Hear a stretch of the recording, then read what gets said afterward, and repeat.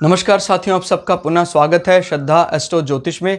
आज हम लोग कवर करने वाले हैं मीन लग्न की कुंडली में यदि मंगल द्वितीय भाव में बैठे हैं या मीन लग्न की कुंडली में मेष राशि का मंगल किस प्रकार का प्रभाव देता है। मेरा नाम है सनत कुमार वाजपेयी। 15 साल का अनुभव है मुझे साइंस एंड एस्ट्रोलॉजी में। हमारे बारे में और अधिक जानकारी के लिए आप सिंपली गूगल करें, सनत वाजपेयी लिखें, आपको मेरे बारे में कंप्लीट इन्फॉर्मेशन, मेरा एजुकेशन बैकग्राउंड पता लग जाएगा। कोई भी व्यक्ति भृगु सरल पद्धति के अनुसार सूर्य, चंद्रमा, राहु, केतु तक 9 के 9 ग्रह 12 अलग अलग लग्न की अलग अलग राशियों में फल जानना चाहता है, हमारे चैनल को सब्सक्राइब करें। जो भी वीडियो टाइमली अपलोड होता रहेगा आपको उसका नोटिफिकेशन मिलता रहेगा। तो आइए शुरुआत करते हैं आज की वीडियो का। मीन लग्न के बेसिक नेचर के लिए आप लग्न की वीडियो भी जरूर देखें, उसके बाद यहाँ आएँ ताकि समझने में आसानी हो। यहाँ से गिनते हैं 1, 2, तो यहाँ से दूसरा भाव या एंटी क्लॉकवाइज मेष राशि पड़ता है। और मेष राशि में जब मंगल स्वयं अपने घर में विराजमान हो जाते हैं, ये खुद की मंगल की राशि है, तो मंगल बहुत बली हो जाते हैं। मुख्य रूप से द्वितीय भाव को माना जाता है आपकी वाणी का, आपका भोजन में क्या मिलेगा आपको, इस प्रकार आपके रिसोर्सेज क्या क्या उपयोग करेंगे आप, और आपके घर की प्राइमरी एजुकेशन, आपके नैतिक मूल्य कैसे मिले आपको, क्या चीज़ें, वो दूसरे भाव से देखा जाता है।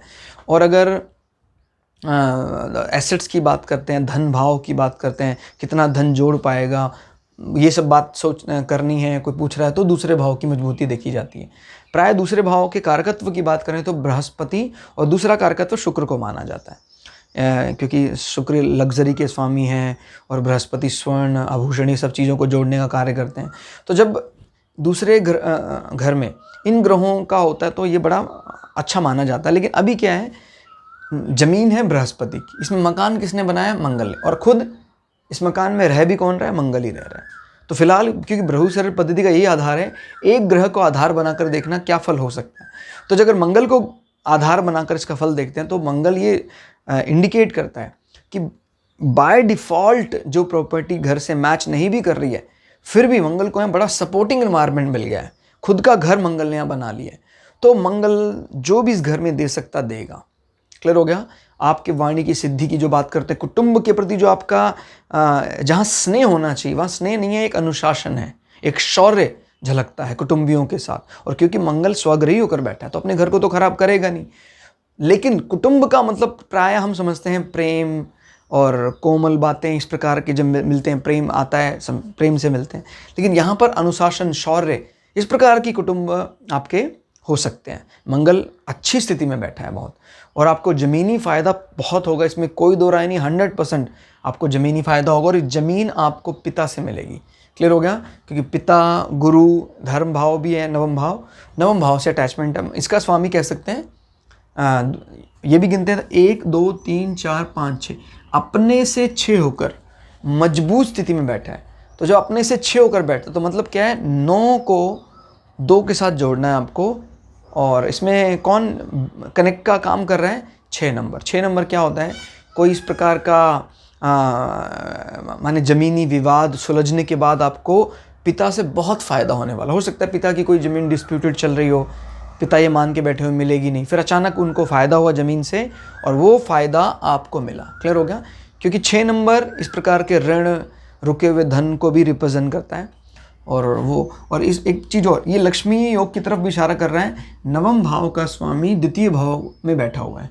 क्लियर होगा? याद रखिएगा, द्वितीय भाव, एकादश भाव, प्रथम भाव, पंचम भाव, नवम भाव आपस में अगर इंटरचेंज हो जाते हैं एक दूसरे के साथ, क्लियर होगा, यहाँ का स्वामी यहाँ बैठा है, यहाँ का स्वामी, तो ये लक्ष्मी योग की तरफ इशारा करता है। अभी क्योंकि हम एक ग्रह की बात कर रहे हैं तो ये पुष्टि तो नहीं हो पा रही है कि और दूसरे ग्रह का बैठे। लेकिन मान लीजिए इस घर का स्वामी है, आय भाव का स्वामी यहाँ बैठ जाए तो मिलाने का काम कर। अभी क्या कर, इस भाव का स्वामी यहाँ बैठा है, इसका भाव का स्वामी तो है ही, तो ये पुष्टि कर रहा है हाँ धनयोग तो बन ही रहा है, क्योंकि इन दोनों का स्वामी ही मंगल है, नवम भाव और द्वितीय भाव का। तो जो भी हम कुंडली में नवम भाव का स्वामी बन जाता है वो शुभ माना जाता है, जबकि द्वितीय भाव को आपको पता है मारक भाव भी कहा जाता है। लेकिन अभी इसकी शुभता कम नहीं होगी इससे, क्योंकि नवम भाव इतना शुभ है कि शुभता आने पर ये सदैव शुभ ही रहेगा।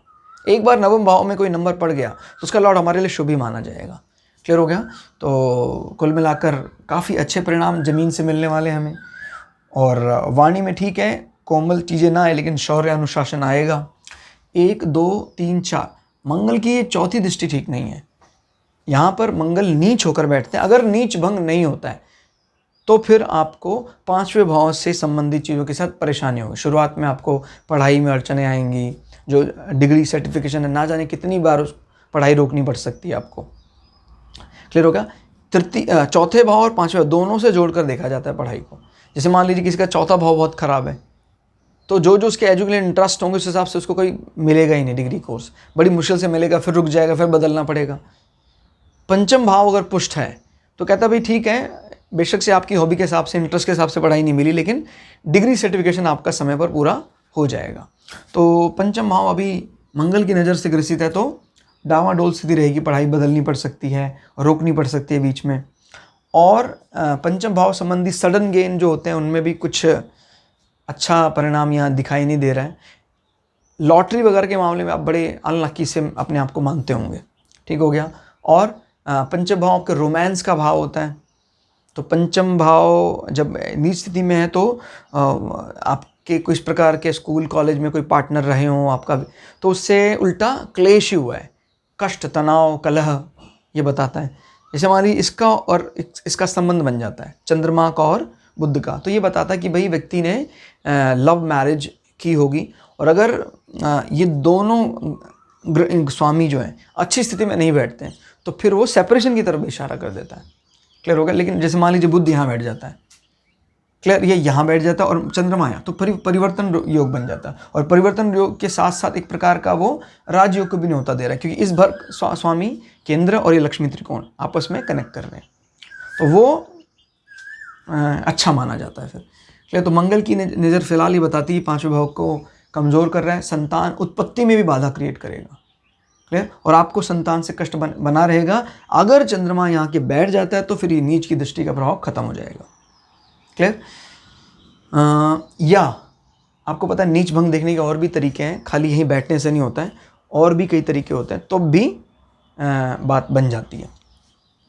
फिर 4 5 6 7 7वीं दृष्टि बताती कि आप अपने ससुराल पक्ष का भी भरपूर सहयोग करेंगे। आप अच्छी स्थिति में हैं, यहाँ से आप यहाँ ट्रांसफ़र करेंगे।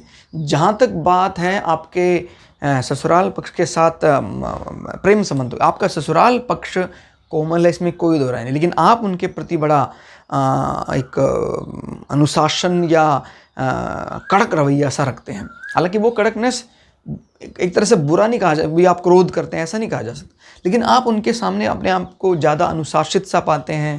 क्लियर होगा? तो ये कुल मिला के बहुत ख़राब नहीं कहा जा सकता, एक्सेप्टेबल है, अच्छा है। जैसे मंगल खुद कहीं ख़राब स्थिति में पड़ा हो तो मंगल फिर वहाँ से और ख़राब ही चीज़ें ट्रांसफ़र करता है, बट अभी मंगल मजबूत स्थिति में है। क्लियर होगा? तो आयु में भी आपको पता है शुक्र को अगर बड़ा होता है शुक्र, तो आपकी आयु में कोई कष्ट वगैरह, व्यवधान या छोटी आयु होने का ऐसा कोई आसार नहीं होता है। मंगल, क्योंकि आपको पता शत्रु तो है नहीं लेकिन मित्र भी नहीं है, बट फिर भी भूलना नहीं चाहिए कि मंगल अभी बहुत अच्छी अवस्था में अपने आप को पा रहा है, तो वो इस घर में फ़िलहाल बुरी अवस्था या कोई बुरी दृष्टि फैलाने के मूड में बिल्कुल भी नहीं है। क्लियर होगा? तो अगर प्लस नहीं कर पा रहा है तो नेगेटिव भी नहीं करेगा। तो वैसे प्रायः उम्र में कोई हानि नहीं होती, बड़े अच्छा जीवन आप बीतते हैं और बिताते हैं। और इसमें आपको,